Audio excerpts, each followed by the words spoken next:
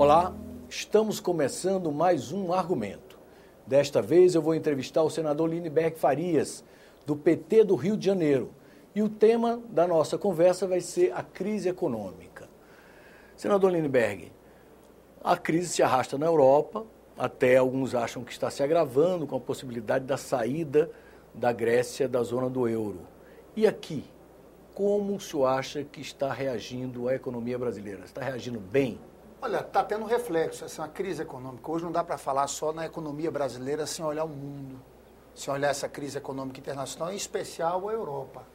Vale dizer, no caso da Europa, que me impressiona a falta de rumo das lideranças políticas europeias.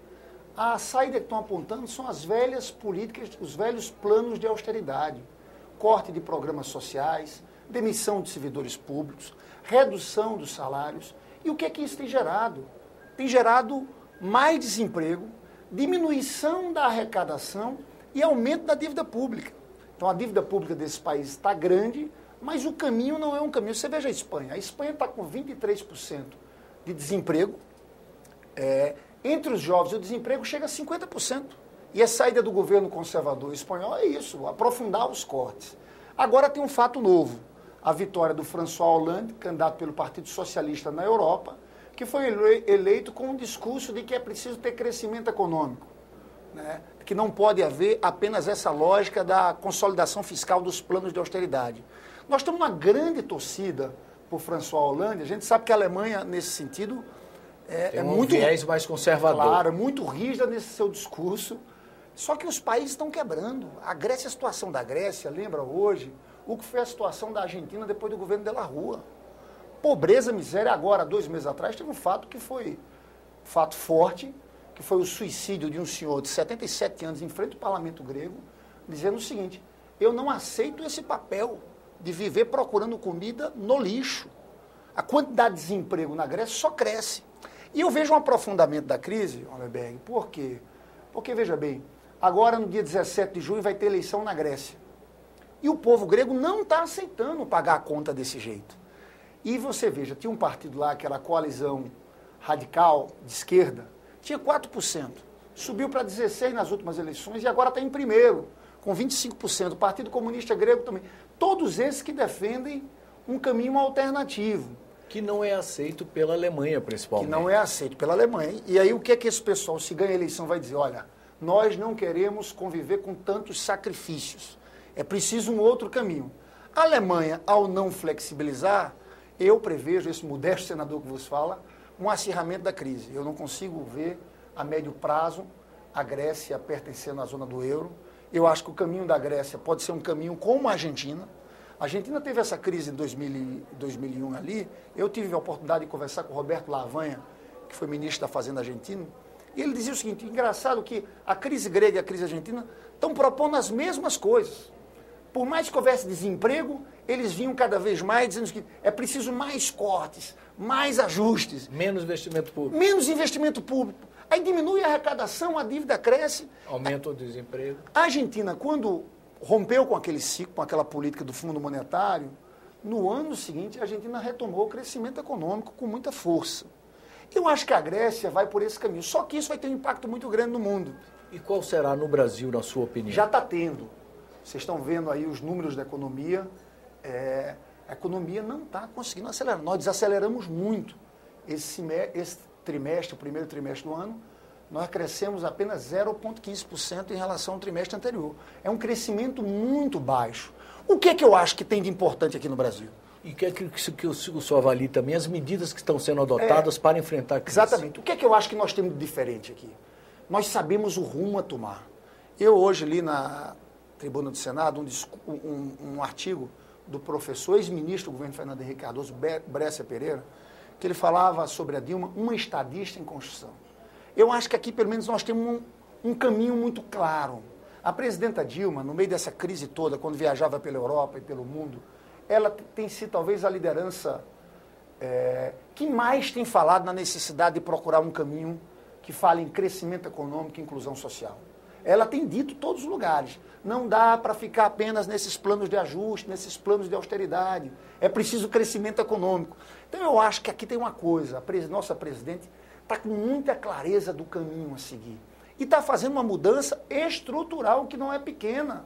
Eu tenho dito, esse debate dos juros aqui, o que ela fez, inclusive, de entrar na discussão da caderneta de poupança. Que ninguém tinha coragem. Colocando... Depois do problema do governo Collor. Claro, colocando o seu capital político para mostrar que é necessário reduzir as taxas de juros. E nós temos que dizer uma coisa aqui. O sistema financeiro, os bancos nesse país, eram como se fossem inatingíveis nesse debate. Eles criaram uma cortina que ninguém podia falar que taxa Selic chegasse hoje a 9%, e nós vamos, na próxima reunião do Banco Central, cair para 8%. Ela falou sempre do começo do seu governo, que nós tínhamos que chegar a taxas de juros, a um número, a média internacional, que é algo em torno de 2%. Então ela está fazendo isso. Esse debate dos spreads bancários, isso não é simples, e a gente vê cada dia notícia nos jornais. O banco baixou a taxa de juros, mas aumentou a tarifa bancária. Mas ela está enfrentando. Não é só juros, câmbio. Câmbio, a indústria brasileira tem muita dificuldade de competir, porque houve uma desvalorização forçada das moedas, da moeda chinesa, da moeda no dólar norte-americano. E, na verdade, por quê? Porque houve uma desaceleração econômica em todo mundo, e hoje a grande discussão é o seguinte: nós vamos viver um período de uma competição global predatória. E esse Brasil tem um grande mercado consumidor de massas. Então eles estão querendo entrar aqui, então desvalorizaram artificialmente suas moedas. O governo brasileiro agora está agindo. O dólar está a 2%, não é só por causa da crise econômica europeia, é porque o governo agiu, comprou dólar, fez intervenção, fez controle de capitais. Então veja bem, o governo está agindo na questão dos juros, está agindo na questão do câmbio para proteger a nossa indústria, porque de janeiro para cá houve a valorização do real de 20%. Ao valorizar, os nossos produtos vão ser vendidos lá fora 20% mais baratos. E os produtos que são importados vão ficar aqui mais caros também. É uma forma de proteger a nossa indústria. E está fazendo um conjunto de medidas... Estímulo ao consumo. Estímulo ao consumo e desoneração tributária. Estímulo ao consumo por uma parte e desoneração tributária. Eu acho que a presidenta está o seguinte: nesse sentido, a gente está tendo uma grande comandante aqui. Pode ser que a situação piore. Essa crise que eu falo da Grécia, se a Grécia sai da zona do euro, tem gente falando o seguinte: aqui na América Latina o impacto seria a redução de 1% do crescimento do PIB. E outros países do mundo mais. A gente falando em 3%, 2,5%, o FMI fez um estudo que divide. Aqui a América Latina teria menos impacto, mas teria 1%. Veja bem, a atividade econômica brasileira já não está tão forte. Se reduz mais 1% com a crise como essa, eu acho, sinceramente, que aqui a gente vai ter que ir também para um outro lado que houve em 2008, que é aumentar os investimentos do governo. Diminuir um pouco esse aperto fiscal. Como uma maneira, um modo de melhorar ainda o ambiente para a economia enfrentar a tormenta. É uma desaceleração econômica muito forte. Então eu acho que o governo tem que se preparar e está preparando para fazer um afrouxamento fiscal e dizer o seguinte: olha, esse ano nós não vamos mais segurar o superávit daquele jeito. Por quê? E não é para aumentar custeio. Tem que ser dinheiro que tem que estar diretamente ligado a investimento. A gente tem que entender a natureza dessa crise. É uma crise muito grande, que está agora, depois daquele de 2008, tomando novos contornos. E a gente sabe que depois da Grécia, Portugal está numa situação difícil, Espanha numa situação difícil, Itália numa situação difícil.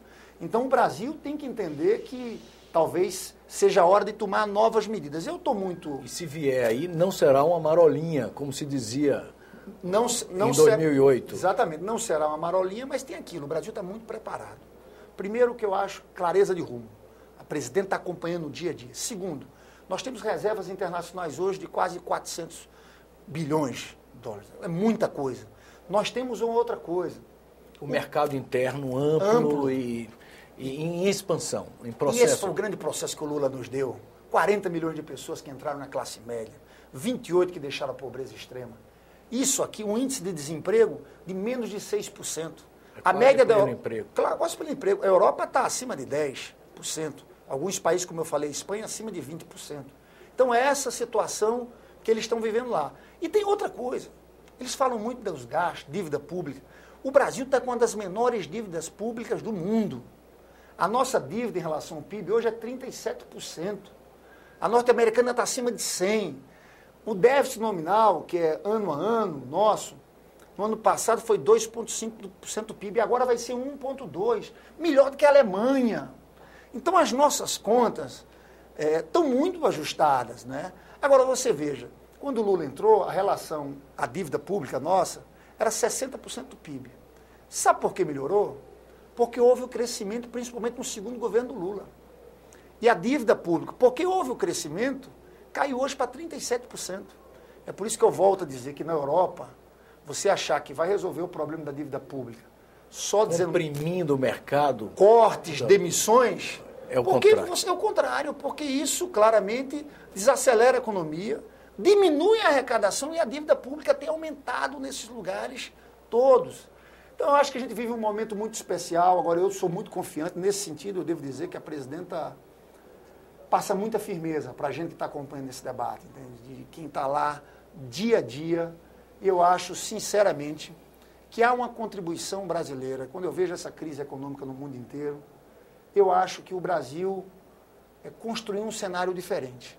Porque se você for olhar isso que está acontecendo na Europa, é igual ao que a gente viveu aqui na América Latina nos anos 90. O mesmo contexto. A lógica de que o mercado se autorregulava.